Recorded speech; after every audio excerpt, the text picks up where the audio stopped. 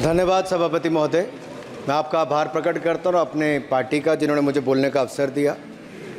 मैं बधाई देता हूँ श्रीमती निर्मला सीतारमण जी को, माननीय वित्त मंत्री जी को, जिन्होंने 7वां लगातार बजट दिया है। ये केवल केंद्रीय बजट नहीं, ये जन भावनाओं का बजट है, इसलिए मैं उनको बहुत बहुत इसके लिए बधाई देता हूँ। अगर आप बजट की ओर देखेंगे, इसकी भूरी भूरी प्रशंसा सब तरफ से हुई, लेकिन एक नेता ने यहाँ खड़े होकर जिस तरह से पहले कटाक्ष किया कमल पर, ना जाने कमल से उनको क्या विरोध है, लेकिन कमल के लिए, कमल का अगर शब्द का प्रयोग राजीव नाम के लिए भी किया जाता है, कमल के फूल को अगर राजीव कहेंगे तो वो भी है, लेकिन कहीं ना कहीं कमल को बुरा दिखाने का प्रयास किया गया। अरे भाई, ये बात सही है कि हमारा चुनाव चिन्ह कमल का फूल है और जनता ने तीसरी बार लगातार हमें सत्ता में बिठाने का काम किया है, लेकिन केवल ये कमल का फूल नहीं, इन्होंने अपमानित कुछ और करने का काम भी किया और मैं उसका थोड़ा उल्लेख यहाँ पर जरूर करना चाहता हूँ। ये कमल, इससे जुड़ा हुआ नाम राजीव भी है और राजीव आप जानते हैं किसका नाम है, आप सब जानते ही हैं। तो क्या उनको भी बुरा समझते? क्योंकि इन्होंने कहा, इन्होंने राजीव को हिंसा के साथ जोड़ने की बात कही, कमल को हिंसा के साथ जोड़ने की बात कही, लेकिन मैं कहना चाहता हूँ माँ लक्ष्मी का आसन भी कमल है, हमारा राष्ट्र पुष्प भी कमल है। और जिस पद्मासन मुद्रा में सिंधु सभ्यता में भगवान शिव की पशुपति नाथ के रूप में मूर्ति मिली थी, लोकमान्य तिलक पद्मासन मुद्रा में ही समाधिलीन हुए थे। आप कहते हैं कमल के चारों तरफ हिंसा है। आप कमल का अपमान नहीं कर रहे, आप बल्कि महायोगी भगवान शिव, भगवान बुद्ध और लोकमान्य तिलक जैसे महापुरुषों का अपमान कर रहे हैं।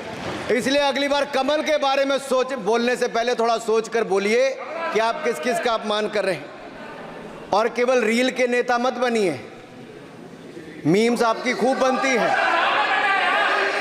रियल नेता बनने के लिए सच बोलना पड़ता है। और सर, कुछ लोग एक्सीडेंटल हिंदू हैं और महाभारत का ज्ञान भी एक्सीडेंटल है। और उस नेता के अलावा और कौन नहीं जानता कि महाभारत में अभिमन्यु का वध 7 महारथियों ने मिलकर किया था। जयद्रथ, दुर्योधन, दुशासन, कर्ण, द्रोणाचार्य, कृपाचार्य और शकुनी। लेकिन राहुल जी ने कभी महाभारत, शायद, अब मुझे तो पता नहीं, पढ़ा भी नहीं, पर देखा भी नहीं होगा शायद सर, मुझे लगता है अंकल सैम ने लिख कर दिया होगा, अंकल सोरोस ने लिख के दिया होगा, कहीं से पर्ची बनकर आई होगी और कूल डूड बनने का प्रयास किया होगा। मैं इतना ही कहूँगा, कल जो चक्रव्यूह में फंसाने की बात कर रहे थे, वो कर्ण को करना कह रहे थे, कृपाचार्य जी को कृपचाय बोल रहे थे। चलिए छोड़िए उसको।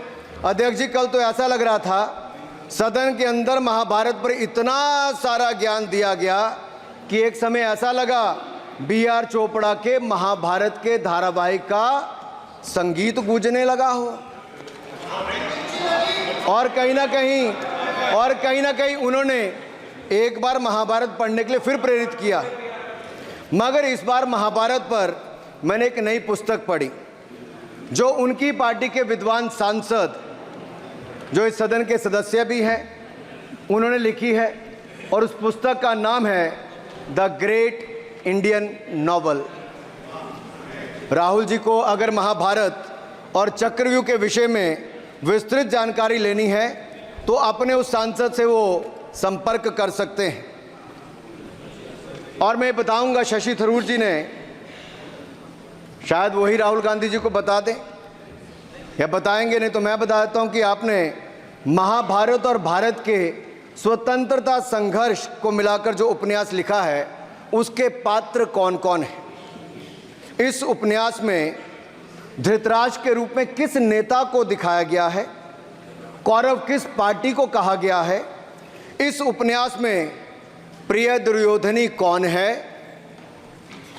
जब राहुल जी को इसका पता चलेगा तो मुझे लगता है कहीं ना कहीं शशि थरूर जी पर कार्रवाई ना हो जाए।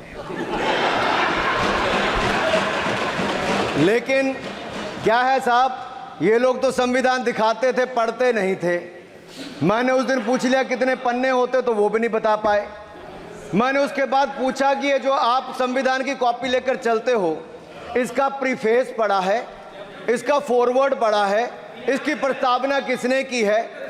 के वेणुगोपाल जो सॉलिसिटर जनरल इनकी सरकार के समय भी रहे होंगे, सीनियर एडवोकेट हैं, या गोपाल शंकर नारायण जो सीनियर एडवोकेट हैं, उन्होंने उसकी प्रस्तावना की थी और प्रस्तावना में लिखा था कि कैसा काला अध्याय वो इमरजेंसी का समय था। और ये संविधान जो डॉक्टर BR अंबेडकर जी ने दिया, अगर ये नहीं दिया होता तो आम जनमानस को अपने अधिकारों का पता भी नहीं लगता। लेकिन इन्होंने तो उसको पढ़ा ही नहीं था, लेकिन केवल कॉपी दिखा रहे थे इतने दिनों से साहब। ऐसे ही महाभारत पर भी ऐसी हालत लग रही है। और मुझे लगता है, और नहीं तो गूगल दादा तो थे, इनसे पूछ लेते आप क्या करते हो साहब, साथ में कुछ बताया करो। सर इस उपन्यास के, माननीय सभापति जी, इस उपन्यास के मुताबिक जिस पार्टी के सर्वे सर्वा आप हैं, उस उपन्यास के वही कौरव पार्टी है। मैं अपनी तसल्ली के लिए कुछ पंक्तियों को यहाँ उद्धृत कर देता हूँ। मैं कोट कर रहा हूँ सर, पेज नंबर 245 से। The India of which Dhritarashtra assumed the leadership on 15th August 1947 had just been through a cathartic process of regeneration, another stage in this endless cycle. अब 15 अगस्त 1947 को प्रधानमंत्री के रूप में मोदी जी तो नहीं थे, और ये कह रहे हैं कि जिन्होंने 15 अगस्त 1947 को उस समय वो सत्ता ली थी, वो धृतराष्ट्र थे। तो धृतराष्ट्र किसको कहा गया? धृतराष्ट्र को किसको कहा गया? अब आपने मुझे बांध रखा है। कल स्पीकर ने कहा है, स्पीकर महोदय ने कहा कि उस समय के लोगों का नाम नहीं लेना। तो प्रथम प्रधानमंत्री जी को धृतराष्ट्र मैंने नहीं कहा, इनके अपने ही सांसद ने अपने ग्रेट इंडियन नॉवल में कहा है। शशि थरूर जी कहाँ हैं? कहीं छिप तो नहीं गए? आज शो कॉज हो सकता है। फिर देखिए प्रिया दुर्योधनी और धृतराष्ट्र के विषय में क्या लिखा है। I quote from page 293। In Delhi, blind Dhritarashtra ruled with Priya Duryodhani by his side, and he pledged the nation not so much to the gas and hot water of his Fabian preceptors, but to smoke and steam of the modern industrial revolution their ancestors had denied this country. Sir ये सबको पता है कि इस देश के एकमात्र Fabian Samajwadi कौन थे, और ये फैबियन समाजवादी कौन थे उसके बारे में किसी और ने नहीं, आपके ही सांसद ने लिखा है। अरे वाह, इसमें तो आगे इमरजेंसी की चर्चा भी है, और जिसे इंदिरा गांधी जी ने थोपा था और इमरजेंसी का उपयोग किया है। शौकत दादा, you are not Shashi Tharoor, please. ये देश इनकी यातनाओं का सर भुगत भोगी रहा इमरजेंसी के समय, और वो काला खंड, वो काला अध्याय वो देश कभी भूल नहीं पाएगा, जिसने देश के लोगों को कठिन शब्द इमरजेंसी के बारे में भी बताया। सर तो हम चर्चा कर रहे थे द ग्रेट इंडियन नॉवल के अध्याय 7th बुक की, जिसमें प्रिय दुर्योधनी और उनके प्रिय पात्र शकुनी शंकर डे देश में आपातकाल लगाने की योजना बना रहे थे। सर मैं पढ़ता हूं कि शकुनी ने क्या कहा। I quote, what you could do now is to declare an internal siege, a grave threat to the stability and security of the nation from internal disruption. जिस बुक को आप कोट कर रहे हैं उस बुक को आप सबमिट कर दीजिए। मैं कर दूंगा साहब, एक कॉपी आपको भी भिजवा दूंगा साहब, एक टेबल पे भी रख दूंगा। So what you could do now is to declare an internal seize, a grave threat to the stability and security of the nation from internal disruption. No one has ever defined the permissible procedures under an internal seize, which leaves it to more or less up to us to define them, Shakuni added. And the next, sir, from page 366, I quote, not to mention censorship of the press. Press hai? Not to mention censorship of the press, which is nowhere explicitly ruled out in the Constitution. Suspension of certain fundamental rights, free speech, assembly, and that sort of things, and measures to put up the judiciary in their place, said Shakuni. Kindly sit down. Sir, Kindly sit down. ये किसी और ने नहीं, और मैं कहना चाहता हूं सर, माननीय अनुराग जी, एक किताब गौरव जी को भी भिजवा दीजिएगा। मैं खरीदेंगे सर, मैं कॉपी गौरव जी को भिजवा दूंगा सर। सर, इसमें जिनकी मैं बात कर रहा हूं वो हमारे उस समय की, सर, उस समय की प्रधानमंत्री थी जिन्होंने इमरजेंसी लगाई थी। एक नेता की स्वर्गीय दादी जी भी हैं, और मैं उनके नाम के आगे प्रियदर्शनी भी लिखा जाता था, और उन्होंने इमरजेंसी लगाई थी। लेकिन माननीय सभापति जी, मैं कहना चाहता हूं, दुशासन और दुर्योधन दोनों बहुत ही दुष्ट और बदमाश हो सकते थे, लेकिन उन्होंने भी कभी इमरजेंसी नहीं लगाई थी। दुशासन और दुर्योधन दुष्ट भी हो सकते हैं, दुश्मन भी हो सकते हैं, बदमाश भी हो सकते हैं, लेकिन उन्होंने भी इमरजेंसी नहीं लगाई थी। सर, पूरे उपन्यास में 74 बार कौरव और कौरव पार्टी की चर्चा हुई, हर एक में कांग्रेस का चरित्र झलकता है। राहुल जी सदन में हजारों साल पूर्व हुए महाभारत की कहानी सुना रहे थे, मगर उनकी अपनी पार्टी के पढ़े लिखे एक विद्वान पूर्व मंत्री और सांसद आज के महाभारत की कहानी लिखते हुए बताते हैं कि कौन कौरव था, कौन शकुनी था, कौन धृतराष्ट्र था, कौन दुशासन था, कौन दुर्योधन था, कौन कर्ण था। जरूर पढ़िएगा, सबके किरदार उसी में मिलने वाले हैं। और शायद जिस समय शशि थरूर जी लिख रहे थे, उस समय आपका टैलेंट इनको पता नहीं था, नहीं तो 100 पन्ने तो आप पे ही लिख देते साहब। आप चाहते कार्रवाई हो जाए। माननीय सभापति जी,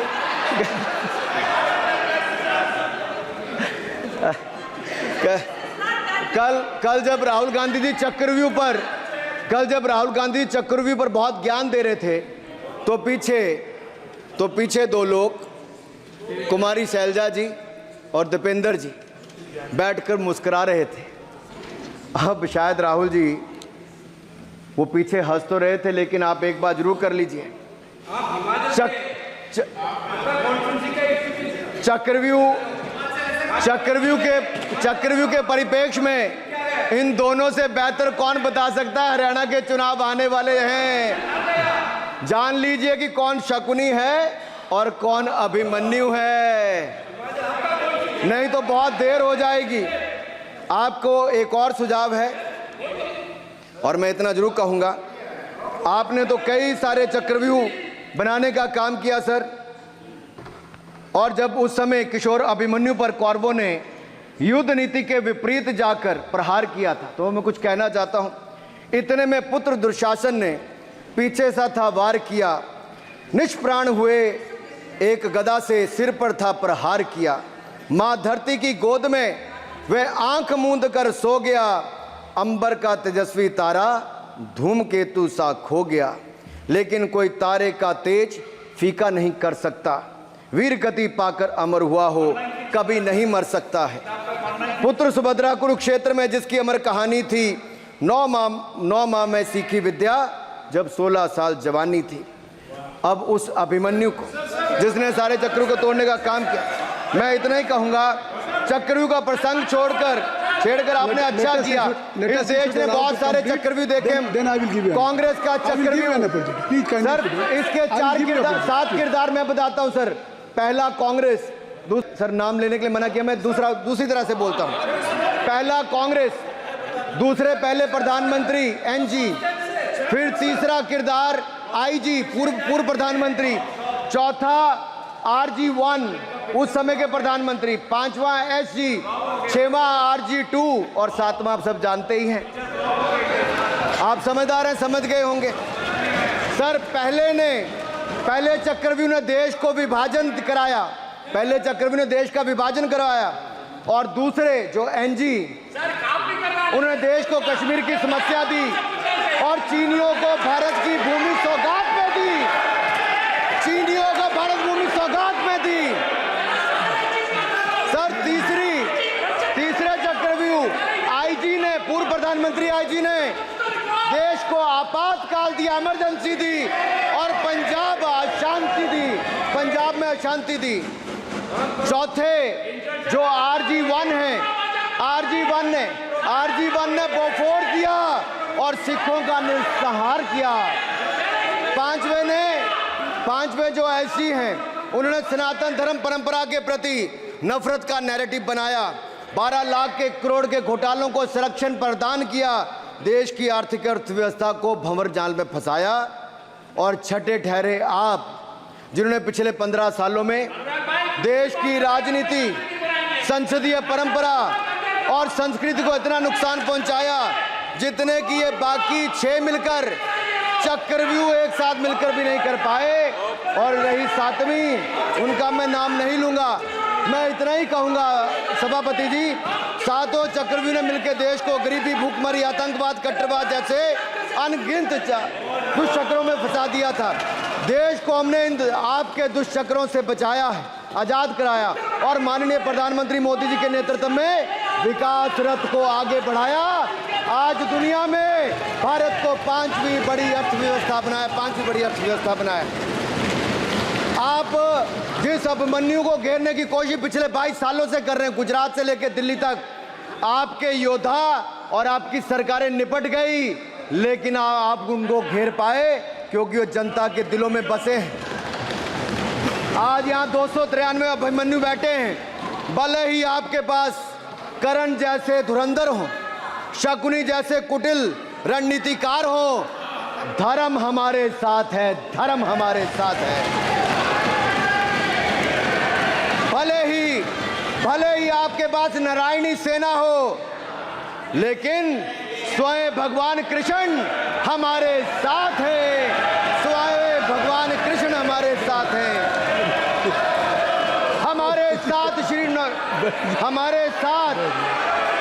हमारे साथ श्री रघुनाथ तो किस बात की चिंता शरण में दिखाया। माननीय सभापति जी, हमारे साथ श्री रघुनाथ तो किस बात की चिंता शरण में रख दिया जब मात, तो किस बात की चिंता। हमारे साथ तो जनता रूपी रघुनाथ है और आगे भी रहने वाला है। आप देखिए, ये कल से हलवा बांटने की बात कर रहे थे।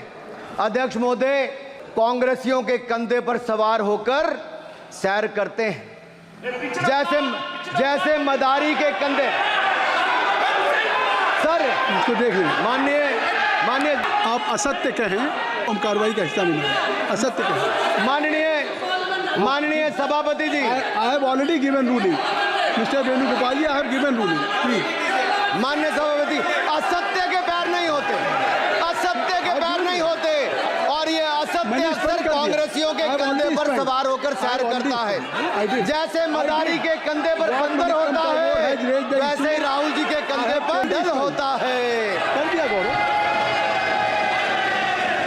जैसे मदारी के कंधे पर बंदर होता है, वैसे ही राहुल जी के कंधे पर बंडल होता है, जिसे वो रोज यहाँ परोसते हैं।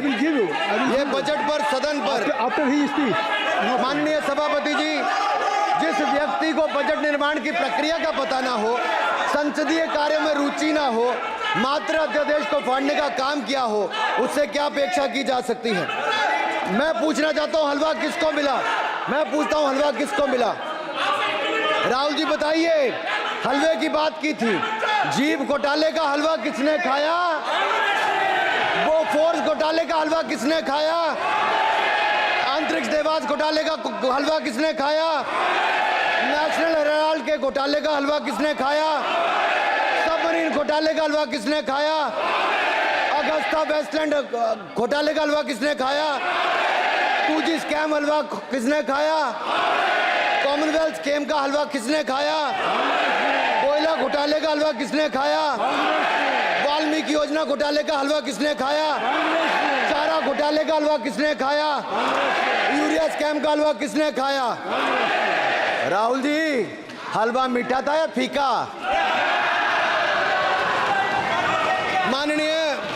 माननीय सभापति जी, कुछ लोग ओबीसी की बात करते हैं। मैं ये कहता हूं, इनके लिए ओबीसी है। गौरव सुनिए, गौरव बड़ा इंपॉर्टेंट है। आप kindly address to the chair. माननीय सर, इनके लिए ओबीसी का मतलब है only for brother in law commission, only for brother in law commission. और only for brother in law commission के लिए काम करने वाली पार्टी अदर बैकवर्ड कास्ट की बात करती है तो आर्नी को भी पंखे के साथ लटकर आत्महत्या कर लेनी चाहिए। मतलब जिस पार्टी ने अपने पार्टी के अध्यक्ष जो एक पिछड़े वंचित समाज से आते थे, उनको धोती से खींचकर पार्टी से बाहर निकाल दिया हो, उसके शहजादे हमें ज्ञान बांट रहे। अरे साहब, इनको पहले तो एलओपी का मतलब समझना पड़ेगा। ये लीडर ऑफ प्रोपेगेंडा नहीं, लीडर ऑफ ऑपोजिशन है। इसका मतलब लीडर ऑफ ऑपोजिशन है। ऑन बिहाफ ऑफ सर, ये लीडर काइंडली लिसन मी माननीय अध्यक्ष जी, माननीय अध्यक्ष जी, मैं जवाब आपका दे रहा हूं। माननीय सभापति जी, माननीय मंत्री जी, एक मिनट चुप सुनिए। माननीय गौरव जी, आप या माननीय सदस्य जो कह रहे हैं, मैं समझता हूं कि माननीय राहुल जी एलओपी, उन्होंने भी बात कही सरकार पे या सरकार के मंत्रियों के लिए नाम लिया, तो उसका जवाब अगर वो दे रहे हैं, अनपार्लियामेंट्री वर्ड जो होगा उसको मैं स्पंज करता हूँ। मैं अनपार्लियामेंट्री अनुराग ठाकुर जी। सर, माननीय अध्यक्ष जी, माननीय सभापति जी, आप देखिए, मैं इतना ही कहना चाहता हूं कि अब बंद कर दें, क्योंकि एलओपी का मतलब लीडर ऑफ प्रोपेगेंडा नहीं, लीडर ऑफ ऑपोजिशन होता है। अब संधि है, ठीक है, असत्य निराधार। जी सर, जी, उसके ठीक है, निराधार है सर। ओबीसी की बात, जनगणना की बात बहुत की जाती है। माननीय सभापति जी, जिसकी जात का पता नहीं वो गणना की बात करता है।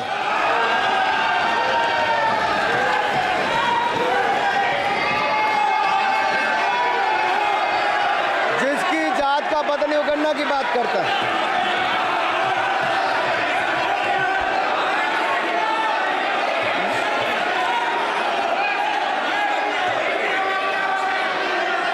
माननीय सभापति जी,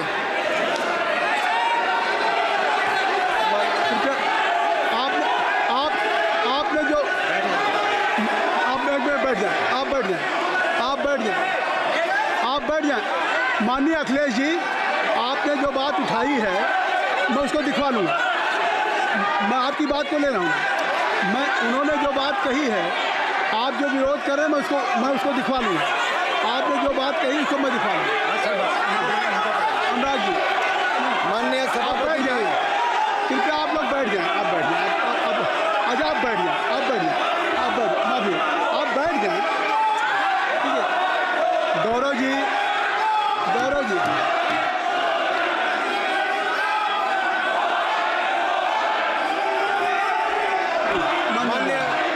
माननीय सभापति जी, मैं आपको याद कराना चाहता हूँ, इसी सदन में एक पूर्व प्रधानमंत्री जी ने RG1 ने ओबीसी को आरक्षण देने का विरोध किया था। RG1 ने ओबीसी को आरक्षण देने का विरोध किया था। एक मिनट माननीय मंत्री जी, एक मिनट। लीडर ऑफ अपोजिशन बोलना चाहते हैं, आप लोग बैठ जाएं। माननीय मंत्री जी की स्पीच माननीय अनुराग जी की स्पीच खत्म हो जाए। बैठे बैठे आप लोग बैठ जाएं, मैं आपको सर उन्होंने मुझे इंसल्ट किया, मुझे बोलने दीजिए। उनकी बात खत्म हो जाए। सर उन्होंने इंसल्ट किया मुझे। उसके बाद मैं आपको अवसर दूंगा। नहीं सर नहीं, उनके बाद अवसर दूंगा आपको, अवसर दूँ। बैठ जाए, आप बैठ जाए, अवसर दूंगा। उनकी स्पीच खत्म हो जाए। प्लीज आप बैठ जाओ। अनुराग जी कल किस चीज को इंसल्ट कर रहे थे? आपको अवसर दूंगा, आपको अवसर दूंगा। अजय एक मिनट बैठ जाए, आप बैठ जाए। सर एक मैं क्लैरिटी कर दूं। सर मैंने कहा एक मिनट बैठ जाए आप। सर, एक मैंने मिनट कहा- बैठ जाए आप। सब लोग बैठ जाए। अच्छा, आप सब लोग बैठ जाए। चल, अब लीडर ऑफ अपोजिशन को मैं बुला रहा हूँ। अब ये पर is it fair if I am allowing to your leader of opposition, is it fair? मैं फिर मैं उनको बुला लूँगा। नहीं तो मैं आपको बुला रहा हूँ तो पहले बैठ जाएं। पहले लोग बैठ जाएं। पहले बैठाइए सर। सब लोग बैठ जाएं। पहले सब लोग बैठ जाएं तब मैं आपको अलाउ करूँ। सब बैठ जाए, मैं आपको अलाउ करूँ। मैं आपको अलाउ करूँगा, सब बैठ जाएं। मैं अलाउ करूँगा। आप मेरी बात सुन नहीं पा रहे। मैं आपको अलाउ करूँगा, पहले सब बैठ जाए। हाउस इन ऑर्डर होगा। गौरव जी आप भी बैठ जाएं। मैं लीडर ऑफ अपोजिशन को अलाउ कर दे रहा हूँ। अगर आप ये कह रहे हैं कि हमें इंसल्ट किया गया, मैं बिल्कुल आपको अलाउ कर रहा हूँ। सर दीजिए सर, बोलने दीजिए सर। मैं आपको अलाउ बोलने दीजिए सर। ऐसा नहीं सर बोल बोलने दीजिए सर। मैं आपका नाम तो लूँ। राहुल गांधी जी। स्पीकर सर देखिए, जितना मेरा आप लोग इंसल्ट करना चाहते हैं आप खुशी से करिए, आप रोज करिए, मगर एक बात मत भूलिए, जाति जनगणना को हम यहां पास करके दिखाएंगे। धन्यवाद। बताओ ना क्या हो। इंसल्ट करना है करिए, मैं खुशी से लूंगा। अरे तो अपनी जाति भी दिखनी पड़ेगी उसमें। आप चुप रहें। श्री अनुराग ठाकुर जी, देखिए हमने समय दे दिया, अब आप बैठे। ये तरीका नहीं है, नहीं ये तरीका है। आपको हमने टाइम दे दिया। क्या? आप बैठ चुके हैं, आप बैठ चुके हैं। ये नहीं, आप बैठ चुके। श्री अनुराग ठाकुर जी।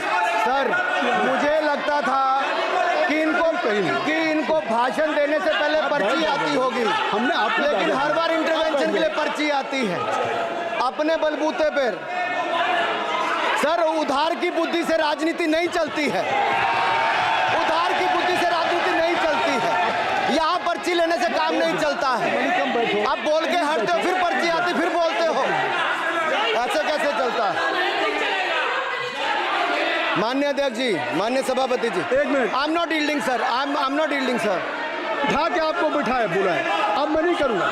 मैंने आपको अनुराग ठाकुर जी को बिठा के आपको मैंने समय दिया, तो अब अनुराग ठाकुर जी बोलेंगे। चलिए सर मैं इतना ही कहूंगा, उधार की बुद्धि से राजनीति नहीं चलती है। आजकल कुछ लोगों पर जातिगत जनगणना का भूत सवार है सर। लेकिन मैं इतना कहूंगा सर मैंने क्या कहा था सर माननीय सभापति जी, मैं गंभीर बात कर रहा हूं, ये नहीं सुन रहे हैं। मैंने कहा था जिस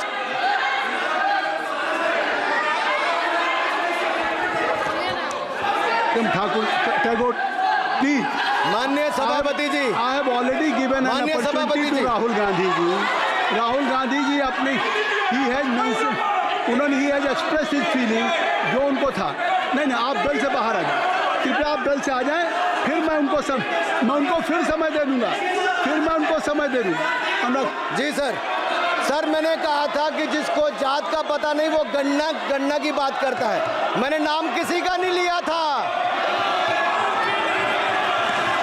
सर, नाम तो किसी का नहीं लिया था, नाम किसी का नहीं लिया था, लेकिन जवाब देने कौन खड़े हो गए। सर मैं कहना चाहता हूं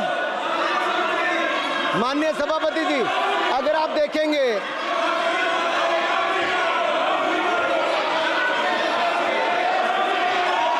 मैंने अनुराग जी को बिठा के मैंने माननीय राहुल गांधी को समय दिया, मैंने अनुराग ठाकुर जी को बिठा के, तो कृपया आप लोग जब एलओपी को टाइम मिल गया तो आप सदन में व्यवधान अब फिर बोलना चाहते हैं, आप खड़े हो जाइए। आप फिर बोलना चाहते हैं, खड़े हो जाइए। चलिए खड़े हो जाइए। आप लोग जाइए बिल से बाहर। LOP please, LOP I am giving. तो आप बेल से तो जाइए। सर स्पीकर सर अगर मैं आपके एलओपी को टाइम दे रहा हूं तो आप ये क्या मतलब है? माफी मांगे जाति को लाके आज जो भेदभाव करना चाहते हैं माफी मांगे। राहुल गांधी जी, हमने आपको समय दिया, अपने मेंबर से कहिए कि बैठे तब तो आप बोलेंगे, बैठिए तब तो बोलेंगे। भाई राहुल गांधी जी कह रहे तब तो बोलेंगे। आप अंदर आइए, चलिए हाईवे सबको ले जाइए प्लीज। सर माइक लीजिए सर। एक मिनट माइक मिल जाएगा आपको, माइक मिल जाएगा। बेल खाली कर दीजिए। इतनी अच्छी वर्षा पूरा देश इतनी अच्छा बजट पे स्पीच दे रहा है। You have already spoken. Rahul ने कह दिया अभी हम अब आप अपने लीडर का सम्मान करें। हमने आपके लीडर को दूसरी बार फिर बुला रहा हूं, आप अपने लीडर का सम्मान करें। हाउस के एलओपी हैं और अगर मैं उनको दूसरी बार बुला रहा हूं, उनको बिठा दिया माननीय सदस्य को, तो कृपया आप लोग तो कम से कम इस बात को महसूस करें। मिस्टर केसी नहीं, please don't be mister Rahul Gandhi, mister Rahul Gandhi आप लोग बैठिए। राहुल स्पीकर सर, बोलने का मन क्या था? स्पीकर सर, सर माइक नहीं सर, माइक यहाँ से नहीं जाता। स्पीकर सर, मैं नाम जो ले भी लूंगा, माइक आ जाएगा। स्पीकर सर, जो भी इस देश में दलितों की, आदिवासियों की, पिछड़ों की बात उठाता है, जो भी उनके लिए लड़ता है, उसको गाली खाना ही पड़ता है। और मैं ये सब गालियां खुशी से खाऊंगा, क्योंकि महाभारत की बात हुई तो महाभारत में अर्जुन को सिर्फ मच्छी की आंख दिख रही थी, उसी प्रकार मुझे सिर्फ मच्छी की आंख दिख रही है। जाति जनगणना हम करा के दिखाएंगे। खत्म। आपको जितनी गाली देनी है आप दीजिए, हम खुशी से लेंगे। धन्यवाद। गौरव, धन्यवाद। श्री अनुराग ठाकुर जी। गौरव जी, नहीं गौरव जी, आप देखिए गौरव जी, आप तो हमें समय दीजिए। खत्म हो जाएगा सर। श्री राहुल गांधी, खत्म हो जाएगा सर। श्री राहुल गांधी जी, प्लीज राहुल गांधी जी, ये तय कर ली, मुझे जब आप चाह रहे हैं मैं आपको बोलने का अवसर दे रहा हूं। हाँ सर, तो कम से कम गौरव जी आपके बोलने के बाद ऐसी परिस्थिति न क्रिएट करें कि सदन को चलाने की जिम्मेदारी जितनी सत्ता पक्ष की है उतनी प्रतिपक्ष भी है। अनुराग ठाकुर जी ने मुझ पर गाली दी है। नहीं, कोई नहीं। मुझे सब बोलने दीजिए सर। मुझे उनको बोलने सर, अनुराग ठाकुर जी ने मुझे इंसल्ट किया है, मगर मैं अनुराग ठाकुर जी से कोई माफ़ी नहीं चाहता हूं। मुझे कोई माफ़ी की ज़रूरत नहीं है। मैं लड़ाई लड़ रहा हूं। जितनी आपको गाली देनी है मैं आपसे कभी माफ़ी नहीं मांगूंगा। मुझे आपकी माफ़ी नहीं चाहिए। राहुल गांधी जी, मैं चेयर पे हूँ और चेयर का काम है कि अगर कहीं भी कोई असंसदीय या किसी को गाली दी गई तो मैं उसको देखूंगा, मैं उसको कार्रवाई निकालूंगा, मिस्टर के उसको निकलवाऊंगा। ठीक है, आप नहीं कर रहे हैं, लेकिन अगर दी है तो मैं उसको कार्रवाई का हिस्सा दिखवा के उसको स्पंज करूंगा। आपने कह दिया। सुन रहा हूँ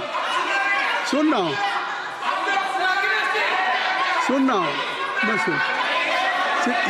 श्री अनुराग ठाकुर जी, माननीय सभापति जी, अखिलेश यादव, श्री अखिलेश यादव जी बैठ जाए। श्री अखिलेश महोदय, सभापति महोदय, मैं केवल इतना, सभापति महोदय, स्वागत दादा, अभी क्या तरीका? सभापति महोदय, मेरा आपसे केवल इतना निवेदन है।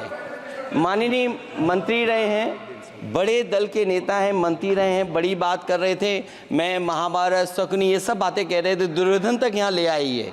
मैं केवल सभापति महोदय इनसे ये पूछना चाहता हूँ, आपने जाति कैसे पूछ ली है बताइए बस।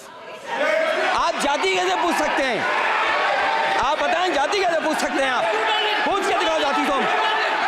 आप जाति कैसे पूछोगे तुम? कैसे पूछोगे जाति? आप बैठ नहीं, जाति नहीं पूछ सकते आप। आपने कह दिया ना, अब आप हमारी जाति नहीं पूछ सकते। आप हमारी व्यवस्था सुन लें, आप मेरी व्यवस्था सुन लें। कोई सदन में किसी की जाति नहीं पूछेगा। अनुराग ठाकुर जी, मैंने उसको स्पष्ट कर दिया। श्री अनुराग ठाकुर जी, माननीय सभापति जी, बात आ गई। अब माननीय सभापति जी, उस समय के प्रधानमंत्री स्वर्गीय आरजी वन जी ने यही कहा था कि ओबीसी के आरक्षण का विरोध करता हूं। ये तो सदन में है। आरजी वन ने कहा था कि मैं ओबीसी को आरक्षण का विरोध करता हूं। अब ये तय करें कि वो सही थे या ये सही हैं, और आपकी पार्टी गलत थी कि आप गलत हैं, और वो पिछड़ा विरोधी थे कि आप पिछड़े के पक्ष में हो। और उस समय की पूर्व प्रधानमंत्री आईजी ने कहा था कि जात पर ना पात पर। अभी मैंने तो कहा नहीं सर, उस समय कहा गया था। और इसी तरह से ही कृपया अपना भाषण संक्षिप्त सर, करें। मंडल आयोग की रिपोर्ट हो, काका कालेलकर की रिपोर्ट हो, इस पर कौन वर्षों तक बैठा रहा सर? जवाब देना होगा इनको, कौन देगा जवाब? अगर उस समय उसको लागू कर दिया होता तो आज ओबीसी के अधिकारी भी ज्यादा होते, बाकी भी होते। और यही नहीं सही, इन्होंने दलित के साथ, आदिवासी के साथ, ओबीसी के साथ विरोध किया। ओबीसी कमीशन को तो संवैधानिक दर्जा भी नहीं दिया। अगर संवैधानिक दर्जा दिया तो मोदी सरकार ने आकर दिया है, माननीय अध्यक्ष जी। और मैं इस सदन के लिए पढ़ देता हूं सर। नेहरू जी ने 1961 में आरक्षण के विरुद्ध में लिखा था, I quote, I react strongly against anything which leads to inefficiency and second rate standards. I want my country to be a first class country in everything. The moment we encourage the second rate, we are lost. I unquote. ये किसने कहा? देश के पहले प्रधानमंत्री ने कहा। आप उससे सहमत हो कि नहीं सहमत हो बताइए? माफी मांगोगे उसके लिए कि नहीं मांगोगे? कृपया चेयर को आप एड्रेस करें। आप चेयर को एड्रेस करें अनुराग जी। सर मैं इतना ही कहूंगा और समाप्त करें। लहजे में बदजुबानी, चेहरे पर नकाब लिए फिरते हैं वो, जिनके खुद के बही खाते बिगड़े हैं, वो हमारे हिसाब लिए करते हैं। बहुत बहुत धन्यवाद। नहीं सर, मेरे एक मिनट सर, मैं एक बात क्लियर कर दूं सर। मैंने किसी का नाम लेकर नहीं कहा, लेकिन कोई अपने आप क्यों खड़ा हुआ? मैंने किसी का नाम नहीं लिया था। आप रिकॉर्ड चेक कीजिए सर, आप रिकॉर्ड चेक कीजिए। और सर ये सारी बातें अगर आप देखेंगे, सबका साथ सबका, मैं रिकॉर्ड दिखवा लूंगा। आप दिखाइए सर। सबका साथ सबका विकास हमने किया सर। अगर अल्पसंख्यक के रूप में अगर किसी को राष्ट्रपति बनाया गया तो कलाम साहब को अटल बिहारी वाजपेयी जी की सरकार में बनाया गया। रामनाथ कोविंद जी को एससी समाज से आते थे, राष्ट्रपति बनाया गया तो मोदी जी की पहली सरकार में बनाया गया। एक महिला ट्राइबल को अपनी क्षमता के आधार पर अगर देश का राष्ट्रपति बनाया गया तो द्रौपदी मुर्मू को हमारी सरकार। अगर ओबीसी प्रधानमंत्री है तो आज माननीय प्रधानमंत्री मोदी जी। आज सबसे ज्यादा मंत्री एससी एसटी ओबीसी है तो हमारी सरकार में। सर मैं इतना ही कहूंगा। समाप्त करें सर, मैं 2 मिनट में खत्म।